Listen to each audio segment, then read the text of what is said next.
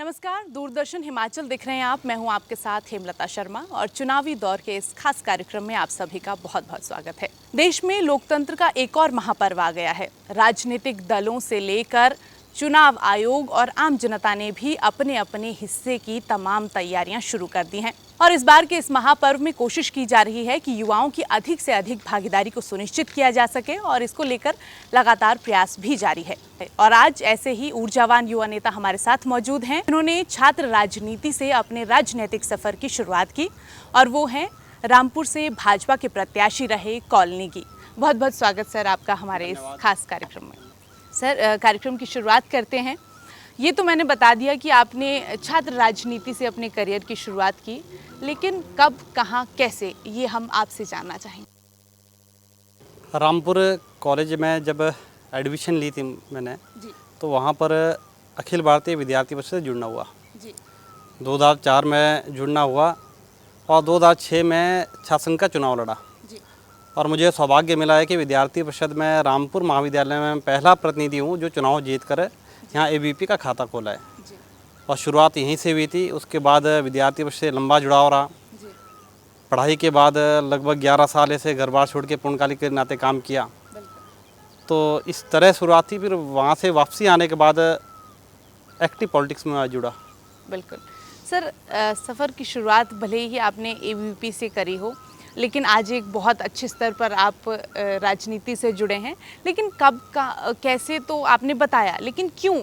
क्योंकि रामपुर विधानसभा क्षेत्र की बात करें तो यहाँ पर अन्य जो छात्र संगठन हैं वो ज़्यादा एक्टिव नज़र आते हैं। आपने कहा कि आपने ही खाता खोला है, तो ऐसे में ABP को ही क्यों चुना आपने? मुझे लगता है कि विद्यार्थी परिषद से जुड़ना एक संयोग से था। उन्होंने किसी प्रकार की मदद मेरी की थी, जैसे एडमिशन करवाते हैं जी। और वो पहला संपर्क होता। लेकिन जब उनकी बैठकों में गया तो वहाँ पर देशभक्ति, देश प्रेरणा, भारत माता की जय, वंदे मातरम, इस प्रकार की बातें होती थी। मुझे लगता था कि नहीं, ये संगठन अच्छा है।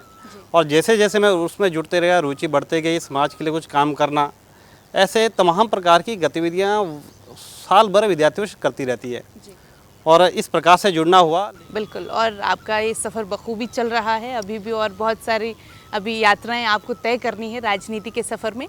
लेकिन हमेशा से हम किसी भी फील्ड को चुनते हैं निगी जी, तो हमारी एक प्रेरणा रहती है कि कोई हमारा प्रेरणा स्रोत रहता है जिससे हम देख करके प्रेरित होते हैं। तो आपके जीवन का ऐसा कोई व्यक्ति या कोई ऐसा वाक़या या किस्सा जिससे आपने प्रेरणा ली हो खुद को राजनीति में आगे ले जाने के लिए? मुझे लगता है कि जब विद्यार्थी परिषद में ही एक कार्यक्रम हुआ था बेंगलोर में जी। और उस समय तमाम देश भर के विश्वविद्यालय और कॉलेज से चुने हुए जो प्रतिनिधि थे जी। उनका एक नेशनल कॉन्फ्रेंस थी जी। और उस कॉन्फ्रेंस में गुजरात के तत्कालीन मुख्यमंत्री नरेंद्र भाई मोदी जी उसमें मुख्य अतिथि रहे। जी। तो उनका जो भाषण रहा, मुझे लगता है कि आज भी मुझे उनके भाषण की एक एक शब्द याद है। उन्होंने एक समय उसमें कहा था कि युवाओं को कोई भी ताकत नहीं है जो रोक सकती है। वो कहते थे कि माना कि अंधेरा घना है, दिया जलाना कहाँ मना है।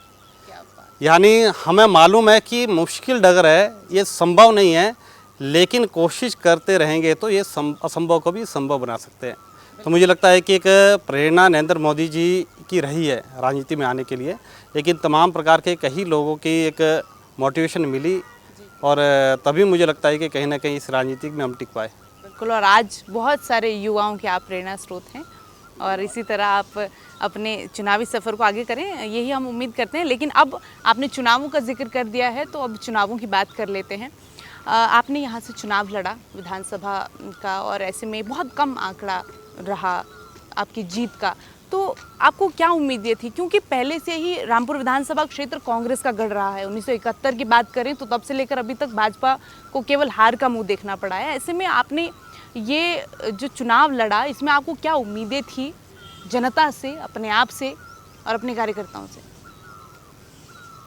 उम्मीद थी कि ज़रूर बदलाव होगा, क्योंकि लंबे समय से आप ही ने कहा कि एक ही पार्टी का प्रतिनिधि लगातार यहाँ से चुनकर विधानसभा गया, लेकिन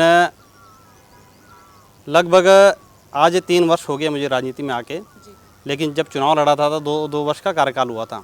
लेकिन 2 वर्षों के कार्यकाल में मैं रामपुर विधानसभा क्षेत्र के हर गांव तक पहुंचा। राजनीति में आने से पहले एक एनजीओ हम चलाते थे, आर्यव्रत एनजीओ। उस एनजीओ के माध्यम से हमने सामाजिक कार्यों में हर गांव तक पहुँचे। तो मुझे ध्यान में आया कि आज भी रामपुर विधानसभा क्षेत्र में बहुत सारे गांव ऐसे हैं जो अभी कनेक्टिविटी से दूर है, और बहुत सारे गांव ऐसे हैं आज भी जहां पर हमारी जो मोबाइल की फैसिलिटी है वहाँ वो भी नहीं चल रही वहाँ पे। मुझे लगता है था कि अभी बहुत ज़्यादा समस्या है, बहुत ज़्यादा कुछ काम करने के लिए है।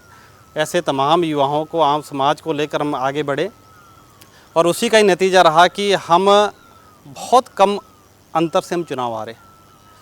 और मुझे लगता था कि यहाँ के लोगों को जो राजनीति में पहले से ही है, उन्हें लगता था कि रामपुर बीजेपी का जीतना बहुत ही असंभव है। लेकिन मुझे लगता है कि आने वाले समय में लोगों की जो धारणाएं थी वो धारणा कहीं ना कहीं टूटी है, क्योंकि बहुत कम अंतर रहा हार जीत का। लेकिन मुझे लगता है कि हम आगे काम करेंगे। लेकिन जो मोदी जी ने कहा था कि अंधेरा घना है, दिया जलाना कहाँ मना है, हमने वो दिया जलाया है, और ज़रूर एक दिन आएगा वो उजाला भी होगा। सर, ये तो रही उम्मीदों की बात और आपके काम की बात, समाज सेवा खूब आपने की। लेकिन सर, बात घूम फिर के यहीं आ जाती है कि क्यों है ऐसा कि इतने लंबे समय से केवल कांग्रेस का नेतृत्व, क्यों रामपुर विधानसभा क्षेत्र की जनता ने किसी और को मौका नहीं दिया? क्या कारण मानते हैं आप अपनी नज़र में? इसका एक बहुत बड़ा कारण ये है कि हमारे यहाँ से 6 बार के मुख्यमंत्री स्वर्गीय वीरभद्र जी का एक गृह क्षेत्र ही है, और राजनीति में हिमाचल छोड़िए पूरे देश भर में एक बहुत बड़ा कद उनका था। ऐसा माना था कि वो जिस भी व्यक्ति पर हाथ लगाएंगे वो यहाँ से चुनाव जीत कर जाएगा। तो मुझे लगता है कि एक संवेदना है भी यहाँ के लोगों की राजा वीरभद्र जी के साथ जुड़ी थी, और उस कारण यहाँ से कांग्रेस का ही प्रत्याशी लगातार जीतता रहा। लेकिन आज अब तो समय बदल चुका है, देश की युवा पीढ़ी बदलाव चाहती है। देश की युवा पीढ़ी चाहती है कि जो काम करेगा वही आगे आना चाहिए, जो समाज में बदलाव लाएगा वही आगे आना चाहिए। मुझे लगता है कि इस दिशा की ओर रामपुर भी आगे बढ़ रहा है। चुनाव आपने लड़ा 2022 में, और आपको जब टिकट मिला था तो उस वक्त कई सारी चीज़ें हुई थी, आरोप लगे थे, और जो एक नेता हैं पूर्व भाजपा के, उन्होंने जो है उन्हें निष्कासित भी किया गया है। ऐसे में आपके ऊपर उनकी तरफ से आरोप लगाए गए थे, प्रेम सिंह दरेक जी की तरफ से। तो वो क्या मामला था, उस पर हम बात करना चाहेंगे। देखिए, चुनाव में आरोप प्रत्यारोप तो चलते रहते हैं, लेकिन मैंने कहा कि मैं एक बिल्कुल फ्रेश कैंडिडेट था। राजनीति में बहुत बड़ा कद मेरा भी नहीं था, नए नए कैंडिडेट था। तो स्वभाव है कि राजनीति में लंबे समय से काम करने वाले जो कार्यकर्ता बहुत सारे हैं, और उनमें से बहुत लोग ये चाहते हैं कि हम चुनाव में उतरना चाहते हैं। और जैसा आपने कहा कि जो पूर्व प्रत्याशी थे उनकी भी उम्मीदें होगी, और जब उम्मीदों पे पानी फिर जाता है तो कहीं ना कहीं आरोप प्रत्यारोप चलते हैं। उनका आरोप था कि कॉलोनी किन्नौर से है तो रामपुर से चुनाव कैसे लड़ सकते हैं। मेरा जन्म स्थान किन्नौर है, लेकिन मेरी प्रारंभिक पढ़ाई से लेकर कॉलेज की पढ़ाई यहीं हुई है, पूरा रहन सहन मेरा यहीं है। तो इसलिए जब यहीं रहते तो राजनीति भी यहीं करेंगे। लेकिन बाकी चीज़ें चलती रही। आज वो सारे प्रश्न मुझे लगता है कि अब वो कोई करता नहीं है, वो प्रश्न ख़त्म हो चुके हैं। लेकिन आगे जो होगा देखेंगे। अब वर्तमान राजनीतिक परिदृश्य की बात करें तो लोकसभा के चुनाव आ रहे हैं, और रामपुर विधानसभा क्षेत्र से किस तरह की तैयारियां हैं? भाजपा के प्रत्याशी जो हैं तय हो चुके हैं, तो क्या कुछ तैयारियां? भारतीय जनता पार्टी ने मंडी लोकसभा से प्रत्याशी उतार दिया है। कंगना रनौत जी भारतीय जनता पार्टी की प्रत्याशी है, और भारतीय जनता पार्टी अपने जो धरातल में हमारा जो स्ट्रक्चर है वो बहुत ही मजबूत स्ट्रक्चर है। हमारे बूथ त्रिदेव से लेके पन्ना प्रमुख तक हमारे नीचे पूरा स्ट्रक्चर अच्छे से हमारा है। और आज कार्यकर्ता धरातल से लेके हर एक कार्यकर्ता मोदी जी को तीसरी बार देश का प्रधानमंत्री बनाना चाहता है। और मुझे लगता है कि नरेंद्र मोदी जी आज हर युवाओं के, हर बुजुर्गों के, मुझे लगता है कि जुबान पर है कि नरेंद्र मोदी जी है जो देश को आगे ले जा सकता है। तो नरेंद्र मोदी जी के नेतृत्व पर हम सभी को गर्व है और उसी के लिए आज भारतीय जनता पार्टी काम कर रहे हैं। और कंगना रनावत जी युवा है, युवा होने के नाते वो बेबाकी से अपनी राय रखती है। तो मुझे उम्मीद है कि जब संसद में जाएगी तो संसद में यहाँ के मुद्दों को भी बेबाकी से रखेगी। एक युवा होने के नाते रामपुर विधानसभा क्षेत्र के लिए आपको क्या प्राथमिकताएं नज़र आती हैं जो अभी भी पूरी नहीं हो पाई हैं और जिन पर काम करना बेहद ज़रूरी है? मुझे लगता है कि जो हमारा रामपुर विधानसभा क्षेत्र है और विशेषकर हमारा जो पहाड़ी क्षेत्र है, हमारी यहाँ की आर्थिकी का जो मुख्य स्रोत है वो हमारे बागवानी है। और बागवानी के अलावा बागवानी हमारी मौसम पर डिपेंड है। मौसम सही रहेगा, अनुकूल रहेगा तो हमारी फसल अच्छी होगी। लेकिन जब मौसम अनुकूल नहीं रहेगा तो हमारे पास कोई आय का कोई अन्य स्रोत नहीं है। लेकिन हमारी पहाड़ की इतनी खूबसूरती है कि हम पर्यटन की दृष्टि से हम सेकंड पर्यटन को हम इनकम का सोर्स बना सकते हैं। तो रामपुर में भी ऐसे बहुत सारे स्थान ऐसे हैं जहां अगर उसको विकसित करेंगे तो पर्यटन आएगा, रोज़गार बढ़ेगा, स्थानीय लोगों को रोज़गार मिलेगा। और ऐसे स्थानों को मुझे लगता है कि विकसित करना चाहिए और उसके लिए सबसे पहली जो बारी है कि कनेक्टिविटी अच्छी होनी चाहिए। टूरिस्ट तभी आएगा जब वहाँ पर पहुँचने के लिए अच्छी कनेक्टिविटी होगी। तो मुझे लगता है कि कनेक्टिविटी बढ़ाने की आवश्यकता है। जहाँ कनेक्टिविटी पहुँचेगी तो मुझे लगता है कि धीरे धीरे विकास अपने आप पहुँचेगा। बहुत सारे स्थान है, मैंने कहा कि हमारा 15-20 का नौनाग का स्थान है, बहुत सुंदर स्थान है। जब जाएंगे वहाँ पे मुझे लगता है कि वहाँ विकसित करेंगे, आस पास में कोई और जगह भी विकसित करेंगे तो वहाँ पर पर्यटन आएगा तो 1-2 दिन जरूर वहाँ पर रुके। हमारा माँ बीमा काली का मंदिर है सरान में, तो श्रद्धालु माँ बीमा काली के दर्शन करने वहाँ पर आते हैं। लेकिन उसके बाद वहाँ पर रुकने के लिए कोई और उस तरह का कोई स्थान हमारे पास नहीं है। ऐसे अलग अलग जगह मुझे लगता है कि ननखड़ी के भी क्षेत्र में देखेंगे बहुत सारे स्थान ऐसे हैं जिनको विकसित हम कर सकते हैं और पर्यटन एक इनकम का दूसरा जरिया हमारा यहाँ पर बन सकता है। बिल्कुल बिल्कुल। और कहते हैं कि जो पहाड़ी इलाका होता है वहाँ पर जो सड़कें हैं वो पहाड़ की भाग्य रेखाएं होती हैं। तो ऐसे में कनेक्टिविटी का आपने जिक्र किया है, रामपुर विधानसभा क्षेत्र में क्या मानते हैं कि कितनी ऐसी दुर्गम इलाके हैं जहाँ पर कनेक्टिविटी अभी भी कम है और जिन पर बहुत ज़्यादा फोकस करने की ज़रूरत है? मुझे लगता है कि हम रामपुर में अभी यहाँ हैं, रामपुर से बिल्कुल साथ लगता है एक गांव है सनाथली, मुश्किल से 5 किलोमीटर यहाँ से होगा। उस नाथली गाँव के लिए आज भी सड़क वहाँ पर नहीं है। एक बुजुर्ग जब बीमार हुई तो उसको किस प्रकार से चारपाही में लेके उनको हॉस्पिटल पहुँचाया तो तमाम लोगों ने देखा। और बिल्कुल रामपुर के बिल्कुल नज़दीक है, नगर परिषद के बिल्कुल नज़दीक गांव पड़ता है। और दूर दराज की हम बात करेंगे तो 15-20 में नंती गांव है, आज 1.5 घंटे पैदल चलकर वहाँ पर गांव पहुँचना पड़ता है। मशनू का छोराबाई गांव है, ऐसे कई गांव ऐसे हैं आज भी वहाँ पर घंटों सफ़र करके वहाँ पर गांव में पहुँचना पड़ता है।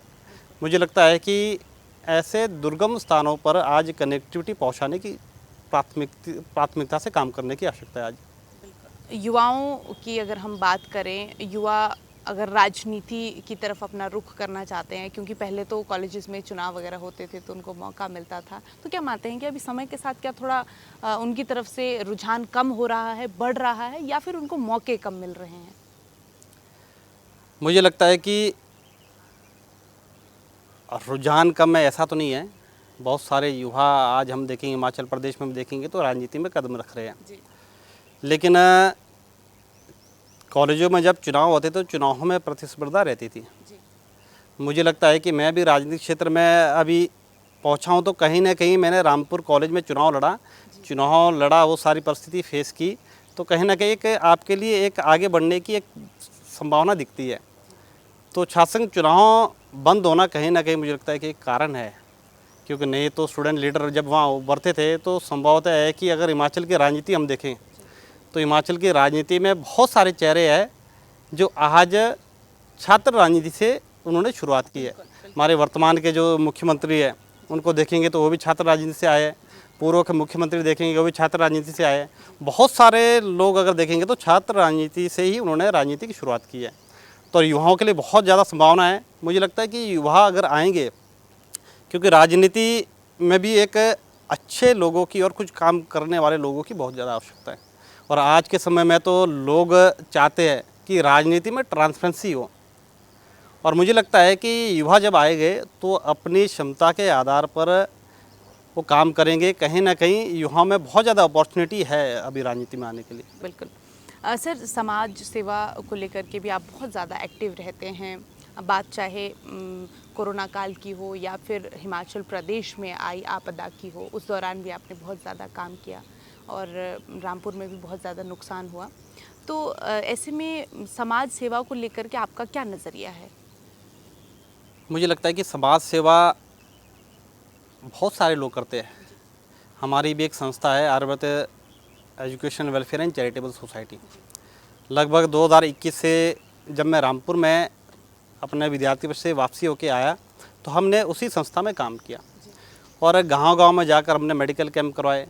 और उस समय कोरोना काल से हम सभी जूझ रहे थे। उस परिस्थिति में जो लोग कोविड एक्टिव आ रहे थे उन सभी लोगों की मदद करने का काम हमने किया। उसके बाद भी आज भी हमारी संस्था ऐसे जो हमारे कुछ असहाय लोग हैं उनकी मदद करना। हमारे पास ऑक्सीजन कंसंट्रेटर है 15, तो ऐसे जो लोग हैं जिनको दिमाग की आवश्यकता है, उसकी आवश्यकता, हम उनको फ्री ऑफ कॉस्ट उनको पहुंचाते हैं। तो मुझे लगता है कि बहुत सारी संस्था है जो काम करती है सामाजिक उसमें। और आज युवा हम देखेंगे तो बहुत सारे अलग अलग संस्था से साथ जुड़कर काम कर रहे हैं। वो चाहे हमारे आवारा पशु है उनकी सेवा करने की बात हो, तो ऐसे हम तमाम देखेंगे। तो अब रक्त करने की बात हो तो मुझे लगता है कि आज से बहुत साल पहले अगर देखेंगे तो रक्त देते हुए युवाओं को डर लगता था। आज अगर देखेंगे तो कहीं रक्त की आवश्यकता कहीं पड़ती है तो सबसे ज़्यादा युवा ही उस पर रक्तदान करते हैं। तो और युवाओं के अंदर सेवा भाव मुझे लगता है कि इनबिल्ड होता है, उसमें स्वार्थ नहीं होता है। उसमें उनको लगता है कि नहीं मैं कुछ कर सकता हूँ तो करने के लिए तैयार होता है। और मैं युवाओं से ये आह्वान भी करता हूँ कि अधिक से अधिक सामाजिक संस्थाओं के साथ जुड़े और संस्थाओं से साथ जुड़कर समाज के लिए जो कुछ करने की जो आपके अंदर जो प्रेरणा है, कहीं ना कहीं एक प्लेटफॉर्म आपको मिलेगा। उस प्लेटफॉर्म के माध्यम से आप समाज सेवा कर सकते हैं। बिल्कुल। सर, सफ़र की शुरुआत तो हो चुकी है, लेकिन अभी तक का जो आपका सफ़र रहा है उसमें कई सारे ऐसे पड़ाव भी आपने देखे होंगे, चुनौतियां भी आपने देखी होंगी जहां पर आपका हौसला टूटा भी होगा। तो क्या कोई ऐसा किस्सा या कोई ऐसा वाक़या आप हमारे दर्शकों के साथ साझा करना चाहेंगे जहां पर आपको लगा कि नहीं अब मुझे रुक जाना चाहिए, लेकिन फिर रुकने के बाद भी आप उठे और आपने फिर से शुरुआत की? अभी इस तरह का कोई घटना, इस तरह की बात तो अभी तक नहीं हुई है, क्योंकि शुरुआती दौर पर जब मैंने छात्र राजनीति शुरू की थी तब भी लोग यही कहते थे कि एबीवीपी के साथ कहाँ जुड़ा है। और जो मैं रामपुर कॉलेज से पढ़ा हूँ तो रामपुर स्कूल से पढ़ा हूँ, तो रामपुर स्कूल के सभी जो मेरे फ्रेंड्स थे वो सारे एनएसयू में थे। वो कहते थे कि एबीवीपी में जुड़कर क्या करेगा, वहाँ पर गिने चुने लोग होते थे। उन्हें लगता कि अगर चुनावी लड़ना है तो एनएसयू में आइए। मुझे लगता है कि नहीं, मुझे इसी पार्टी के साथ जुड़कर यहीं पर करना है। मुझे करके कुछ दिखाना है, बदलाव करके दिखाना है। और जब चुनाव लड़ा तो मुझे लगता है कि कोई नहीं सोच सकता था कि चुनाव एबीवीपी जीतेगी, और एबीवीपी जीती। और दूसरी, जब मैं यहाँ से पूर्णकालिक विद्यार्थी विषय में 11 साल लगा है तो मुझे लगता है कि हमारे अपर हिमाचल से बहुत कम लोग होते थे जो ऐसे अपना घर बार छोड़कर समाज के लिए काम करने के लिए निकलते थे और उस परिस्थिति को फेस की है। तो जब राजनीति में आया तो राजनीति मुझे लगता है कि मेरे पास खोने के लिए कुछ नहीं था, क्योंकि पहले कुछ था नहीं हम राजनीति में। तो मुझे लगता है कि मैं जब आया तो मुझे सरकार में काम करने का मौका मिला, चेयरमैन के नाते इम्कोफेड का चेयरमैन रहा। और चेयरमैन के बाद जब चुनाव की बात आई तो चुनाव में भी मुझे बहुत ज़्यादा अति महत्वाकांक्षा नहीं थी कि मुझे ही टिकट मिले। मुझे लगता था कि पार्टी देगी तो हम चुनाव लड़ेंगे, पार्टी नहीं देगी तो जिस व्यक्ति को देगी उसके साथ हम खड़े होकर चुनाव के लिए तैयारी करेंगे। इसलिए अभी तक कोई इस तरह की कोई मन का टूटना, इस तरह का मुझे लगता है कि कोई इस तरह की बात अभी तक तो नहीं आई है। लेकिन मुझे लगता है कि जो आपके भाग्य में लिखा होगा वो ज़रूर आपको मिलेगा। आपके हाथ में आपके कर्म है, आप कर्म करते रहिए, फल जब मिलना होगा तो मिलेगा। तो मुझे लगता है कि मैं यही सोच के करता हूँ कि मुझे अच्छा करना है, बाकी उसका फल मिले चाहे ना मिले। लेकिन मेरा अगर व्यक्तिगत उदाहरण ये है कि मैं जीवन में मुझे जो भी काम मिला उस काम को बेहतर करने की मैंने कोशिश की है, और बाकी आप आगे अपने आप ही बढ़ते रहते हैं। सड़क, स्वास्थ्य और शिक्षा सड़क पर हमने बात कर ली कि कनेक्टिविटी होनी चाहिए, इसको लेकर के काम किया जाना चाहिए, लेकिन रामपुर विधानसभा क्षेत्र में स्वास्थ्य और शिक्षा को लेकर के बात करेंगे। स्वास्थ्य के विषय में अगर कहूँ तो रामपुर एक सेंटर है 4 डिस्ट्रिक्टों का। जी।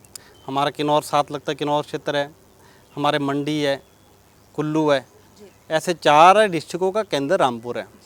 और मुझे लगता है कि रामपुर की ओपीडी शिमला के बाद, पूरे हिमाचल में देखिए शिमला के बाद सबसे ज़्यादा ओपीडी रामपुर की होनी। विशेषकर अभी कोई लेख पढ़ा था मैंने, KNH के बाद 2nd नंबर पे गहनी की जो ओपीडी है तो रामपुर के अंदर है। लेकिन स्वास्थ्य की सुविधाओं की दृष्टि से मुझे अगर कहना है तो मुझे लगता है कि बहुत कुछ आज रामपुर में होना चाहिए था।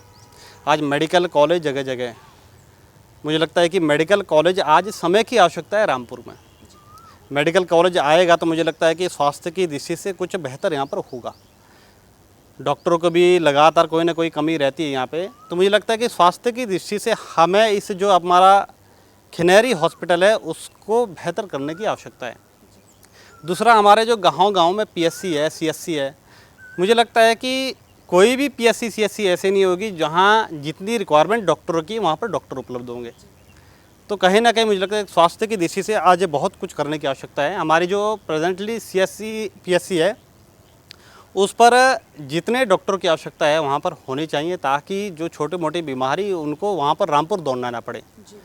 और मैंने कहा कि एक मेडिकल कॉलेज समय की आवश्यकता है, और आने वाले समय में मुझे लगता है कि मेडिकल कॉलेज की दिशा में रामपुर आगे बढ़ना चाहिए। उसके लिए सभी को मिलकर प्रयास करना चाहिए। बिल्कुल। और शिक्षा और स्वास्थ्य 2 बेहद बुनियादी चीज़ें हैं, इनको लेकर के काम किया जाना बेहद ज़रूरी है। शिक्षा की आपने बात की, शिक्षा की अगर बात करूं तो हमारे जो रामपुर में अगर देखेंगे तो हमारे जो रोड के आसपास के जितने भी स्कूल है वहां पर जितने अध्यापकों की आवश्यकता है पूरी है, फिलअप है। लेकिन वहीं जब दूर दराज में जाते हैं तो वहाँ जाना कोई नहीं चाहता है। वहाँ पर कई अगर दूर दराज के अगर स्कूल में देखेंगे, काश्यपाट में है, चाहे दूर दराज के कई और स्कूल है, वहाँ पर मुश्किल से ही कोई अध्यापक पहुँचते हैं वहाँ पर। क्या कारण है नहीं जाना चाहते हैं? मैंने कहा कि हमारी कनेक्टिविटी जब ठीक नहीं होगी तो कोई जाना नहीं चाहेगा। वहाँ पर उस प्रकार की सुविधाएं नहीं होगी, तो मुझे लगता है कि हमारे को कनेक्टिविटी सुविधाएं बढ़ानी पड़ेगी। और दूसरा, हमारे को सरकार को भी सख्ती से ये पालन करना पड़ेगा कि ऐसे जो दुर्गम स्थान है वहाँ पर अध्यापकों की कमी बिल्कुल ना रहे। नहीं तो आज अगर देखें तो किसी की ट्रांसफ़र होती तो अगले दिन वो एडजस्टमेंट करके कहीं और जगह चले जाता है। मुझे लगता है कि सरकार को भी और चुने हुए प्रतिनिधि को भी इस प्रकार विशेष ध्यान देने की आवश्यकता है। जो हमारे दुर्गम स्कूल है उस स्कूल में अध्यापकों की कमी के कारण छात्रों को परेशानी ना झेलनी पड़े। और दूसरा, अगर हम देखेंगे तो रामपुर कॉलेज है, रामपुर कॉलेज है, बहुत पुराना कॉलेज है। इसके साथ साथ मुझे लगता है कि यहाँ पर ऐसे टेक्निकल एजुकेशन की दृष्टि से मुझे लगता है कोई ना कोई ऐसे संस्थान रामपुर के आसपास होने चाहिए, क्योंकि लोगों को ऐसे टेक्निकल एजुकेशन के लिए मुझे लगता है कि अपने ज़िले से बाहर जाना पड़ रहा है। ऐसे आने वाले समय में शिक्षा की दृष्टि से मुझे लगता है कि इस प्रकार करने की आवश्यकता है और सभी मिलकर इस प्रकार के प्रयास करने चाहिए। बिल्कुल। और 100 बात की एक बात, रामपुर विधानसभा क्षेत्र में अगर कनेक्टिविटी सुधरती है, कनेक्टिविटी में सुधार होता है तो बहुत सारी चीज़ों में परिवर्तन आएगा, ये आपका मानना है? जी।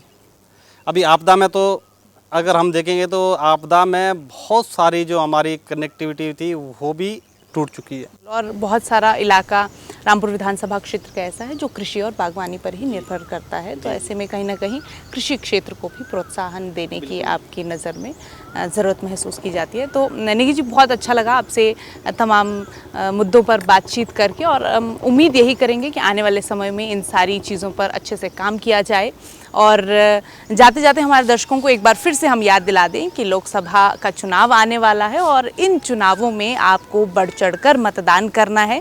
जैसा कि नेगी जी ने भी आप लोगों से आग्रह किया है कि जाएं, और जिस दिन मतदान होगा 1 जून को आप जाकर के अपने मत का सही इस्तेमाल करें, अपने प्रत्याशी को चुनें और देश को एक जो है मजबूत लोकतंत्र का साक्षी बनाएं।